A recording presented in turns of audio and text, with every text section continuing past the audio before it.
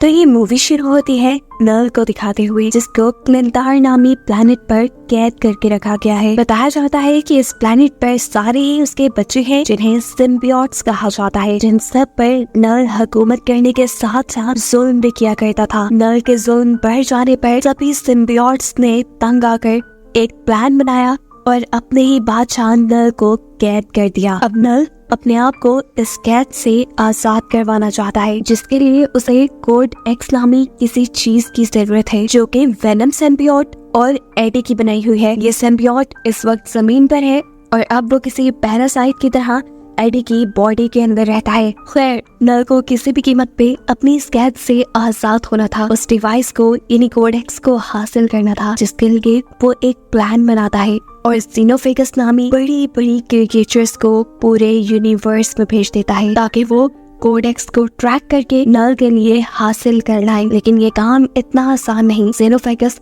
Code x को तभी track कर पाएंगे जब वेनम सिम्बियोट पूरी तरह से एडी की बॉडी को अपने कंट्रोल में लिए होगा। अब सीन कट होकर हमें एडी को दिखाया जाता है, जो एक बार में बैठा किसी से बातें कर रहा था। अचानक उसके पीछे कोई पोर्टल ओपन हुआ, जो पोर्टल उसे अपने अंदर खींच के ले गया और मालूम हुआ कि वो अब एक दूसरे यूनिवर्स में पहुंच चुका है। इस यूनिवर्स में भी है वो इस वक्त प्लेनेट अर्थ पर ही, और एक शॉकिंग बात उसे ये पता चली है कि पूरी दुनिया उसे और उसके वेनम सिम्बियोट को ढूंढ रही है। लेकिन यहाँ पर एडी और वेनम ये फैसला करते हैं कि वो न्यूयॉर्क जाएंगे और एक खास आदमी को ब्लैकमेल करेंगे, जो इस सारी सिचुएशन से उनको बाहर निकाल सकता है। अब इससे पहले कि ये लोग इस शहर से निकल पाते, ये दोनों देखते हैं कि कुछ लोगों ने मासूम डॉग्स को पकड़ा हुआ था, जिन्हें वो फाइटिंग कंपटीशन के अंदर लेकर जाने वाले थे। ऐसे इन डॉग्स की जान खतरे में थी और इन डॉग्स को बचाने के लिए एडी और वेनम सिम्बियोट इन लोगों से लड़ने लग जाते हैं।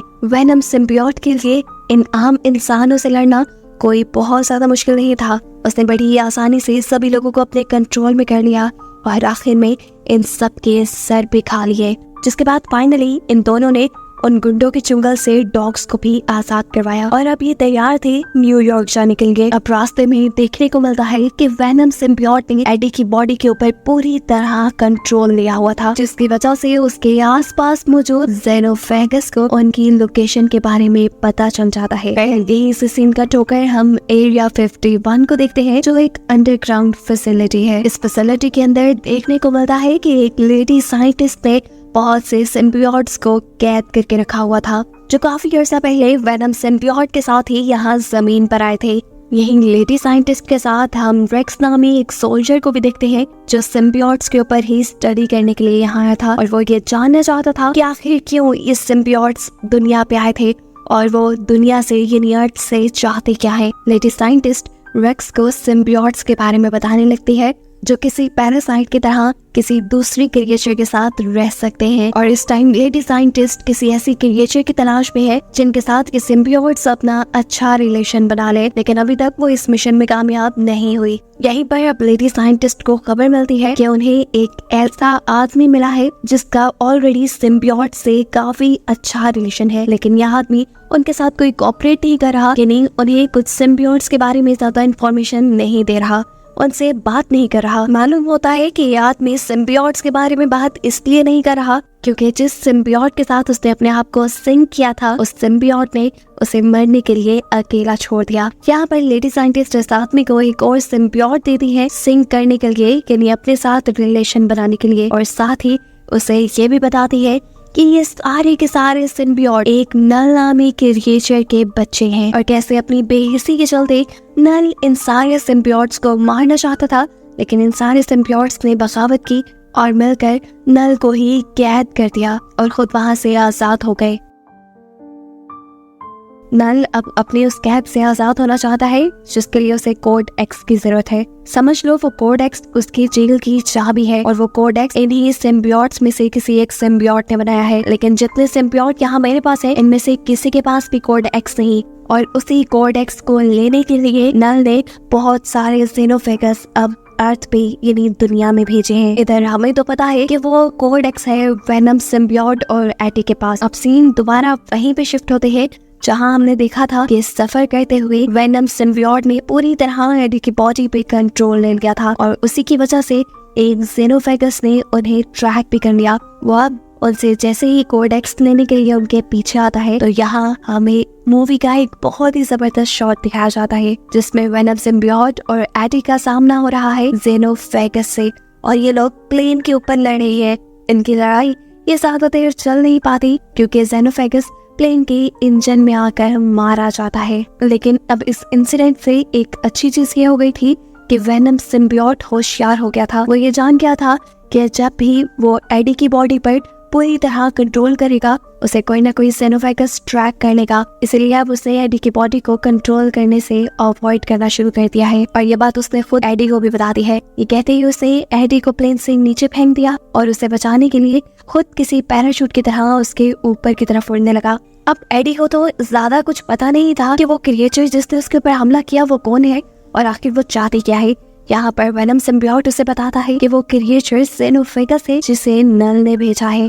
असल में नल कोड एक्स लेना चाहता है जो उसके जेल की चाबी है जो हम दोनों ने मिलकर बनाई है, और अगर हम दोनों में से कोई भी मर गया तो वो चाबी खत्म हो जाएगी। एडी कंफ्यूज था कि उसने कोई कोड एक्स कब तैयार किया। तब वेनम सिम्बियोट उसे सारी पुरानी कहानी सुनाता है जहाँ पर उन्होंने कोड एक्स को क्रिएट किया होगा। अब यहाँ इन्हें बातें करते हुए देख लेते हैं रेक्स के आदमी यानी सोल्जर्स जो असल में किसी ऐसे ही सिम्बियोट को ढूंढना चाहते थे जिसने किसी इंसान के साथ लिंक बनाया हो और उससे वो बातें कर सके और जान सके कि आखिर उनके दुनिया पे आने का मकसद क्या है।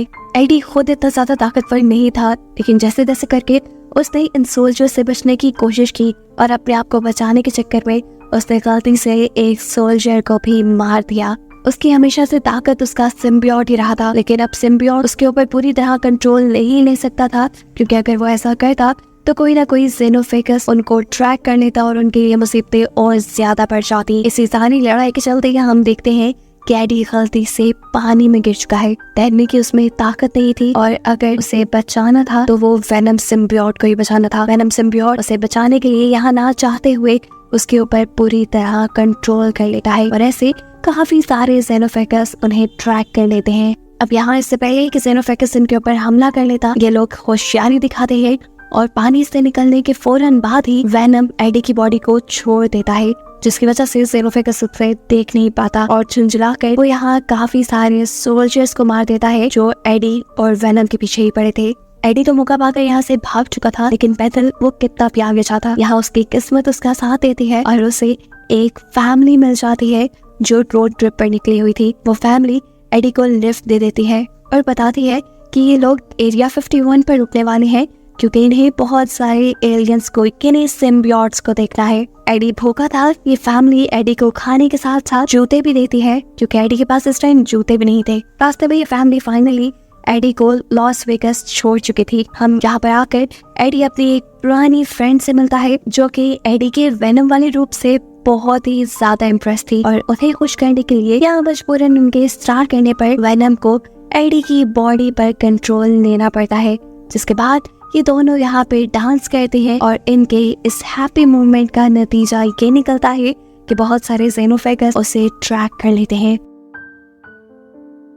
अब इससे पहले कि यहाँ पर ही लड़ाई शुरू हो जाती वेनम एक और मर्तबा अक्लमंदी दिखाता है और एडी की बॉडी को छोड़ देता है जिससे सारे जेनोफेगस कंफ्यूज हो जाते हैं। एक तो अच्छा काम हो गया लेकिन जैसे एडी की मुश्किल कम होने भी नहीं आ रही। यहाँ पर मालूम हुआ कि लॉस वेगस के अंदर भी रेक्स ने एडी को देख लिया है। बस फिर क्या था, रेक्स और उसकी पूरी टीम ने एडी को पकड़ लिया। उन्होंने एडी और उसके वेनम सिम्बियोट को अलग कर दिया और फिर जब एडी की आँख खुली तो वो एरिया 51 के अंदर था। यहाँ एडी के साथ एडी की ही जैसे एक और इंसान जिसे कैद किया गया था जिसका एक सिम्बियोट के साथ रिलेशन भी था, वो एडी को बताता है कि नल जो इन सभी सिम्बियोट का किंग है वो पागलों की तरह एडी और वेनम सिम्बियोट को ढूंढ रहा है और ये खबर तो पहले से ही एडी को थी। यहाँ पर हम देखते हैं कि रेक्स जो कि एक सोल्जर है वो बहुत ही ज्यादा खुश है क्योंकि एडी और वेनम सिम्बियोट का रिलेशन अभी तक काफी अच्छा है और उसे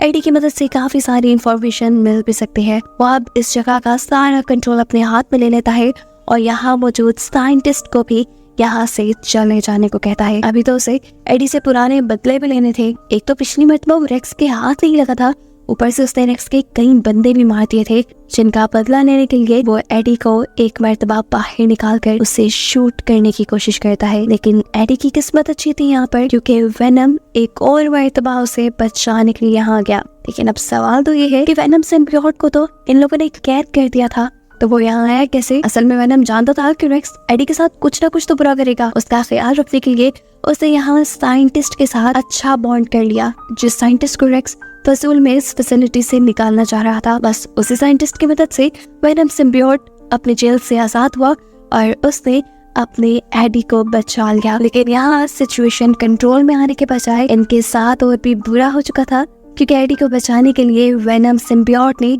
उसके ऊपर कंट्रोल लिया था और ऐसे जेनोफेगस उसे ट्रैक करते हुए यहाँ आ गए।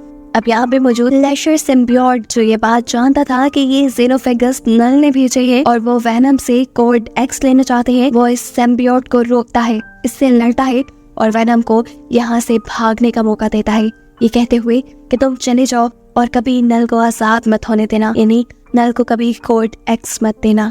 अब वेनम जानता था कि ये जेनोफेगस यहाँ पे मौजूद इंसानों को भी मार देगा उसे ढूंढते हुए, इसीलिए चाहते हुए उसे साइंटिस्ट ने कहा कि यहाँ पर मौजूद सारे सिम्बियोट्स को खोल दो ताकि वो आप लोगों से रिलेशन बनाकर जेनोफेगस से आप लोगों को बचा ले। साइंटिस्ट उसकी बात मान लेती है और सिम्बियोट्स को खोल देती है और सिम्बियोट्स भी बिना वक्त ज़ाया किए काफी सारे इंसानों से बॉन्ड बनाते हुए जेनोफेगस से लड़ने लग जाते हैं और ऐसे यहाँ पर एक धमाकेदार फाइट शुरू हो जाती है। इतने में ही यहाँ पर वो फैमिली पहुँच जाती है जिसने एडी को लिफ्ट दी थी और उन्होंने एडी को बताया भी था कि वो एरिया 51 में एलियंस देखने के लिए जाएंगे, लेकिन उन्हें ये नहीं पता था कि वो एक के बजाय इतने सारे एलियंस को देख लेंगे, वो भी खुले हुए। इन एलियंस के दरमियान होने वाली धुआंधार फाइट को देखकर वो बुरी तरह डर चुके थे, क्योंकि जेनोफेगस बुरी तरह से सिम्बियोट्स को खा रहे थे और सिम्बियोट्स उन्हें हराने की कोशिश कर रहे थे। और ये कोशिश सिम्बियोट्स की नाकाम बनाने के लिए जेनोफेगस अपने बहुत से और साथियों को दूसरे यूनिवर्स से बुला लेता है। सिचुएशन को खराब देखते हुए वेनम सिम्बियोट भी यहाँ जेनोफेगस से लड़ने के लिए आ गया था, लेकिन जब उसने देखा कि बहुत सारे और जेनोफेगस भी यहाँ आ चुके हैं और वो सिम्बियोट्स के साथ साथ इंसानों की भी लाइफ मुश्किल में डाल सकते हैं, तो उसने यहाँ पे एक बहुत ही मुश्किल और बहुत ही इमोशनल फैसला किया। वेनम सिम्बियोट एडी से कहता है, देखो इन सारे जेनोफेगस को कंट्रोल करने का सिर्फ एक ही रास्ता है, वो है हम दोनों में से किसी एक की मौत, जिसकी वजह से वो कोड एक्स तबाह हो जाएगा और ये लोग इस दुनिया से चले जाएंगे। एडी सबके लिए बिल्कुल तैयार नहीं था। एडी के फैसले का वेनम इंतजार नहीं कर सकता था, क्योंकि जिन एक दो जेनोफेगस को इन्होंने मारा था वो भी अपने आप को रीजनरेट कर रहे थे। इन सभी लोगों को बचाने के लिए और सिचुएशन को संभालने के लिए वेनम अपना एक बड़ा सा रूप दिखाता है और इन सारे जेनोफेगस को अपने में लपेटते हुए एक मशीन की तरफ बढ़ने लगता है, जो मशीन हाई टेम्परेचर की मदद से एलियंस को मारने के लिए बनाई गई थी और इसे एक्टिवेट करने का काम वेनम रेक्स को कहकर किया था। सारे जेनोफेगस के साथ साथ वेनम के भी उस मशीन में जाते ही रेक्स उस मशीन को एक्टिवेट कर देता है, जिसकी वजह से वहाँ एक बहुत बड़ा ब्लास्ट होता है और ऐसे जेनोफेगस के साथ साथ वेनम भी मारा जाता है और यहाँ काफी सारे लोग बेहोश हो जाते हैं, जिसमें एडी भी था। एडी को जब होश आया तो उसे ये मालूम हुआ कि उसका दोस्त यानी वेनम सिम्बियोट अब जिंदा नहीं बचा और ये सुनकर एडी उदास हो चुका था। उसे इस खबर ने भी खुश नहीं किया था कि अब एडी पर लगाए गए सभी झूठे सच्चे इल्जाम खत्म कर दिए गए थे और वो इस दुनिया में अपनी नॉर्मल लाइफ जी सकता था। अब यहाँ से सीन कट होकर हमें मूवी के ठीक लास्ट में दोबारा नल को दिखाया जाता है, जो बहुत ही ज्यादा गुस्से में है क्योंकि उसका कोड एक्स तबाह हो चुका है और उसके यहाँ से निकलने के चांसेस तकरीबन खत्म हो गए हैं और इस चीज ने उसके अंदर बदले की आग को और भड़का दिया है। अब वो आगे क्या करेगा, इसी चीज को सस्पेंस में रखते हुए ये कहानी यहाँ खत्म हो जाती है।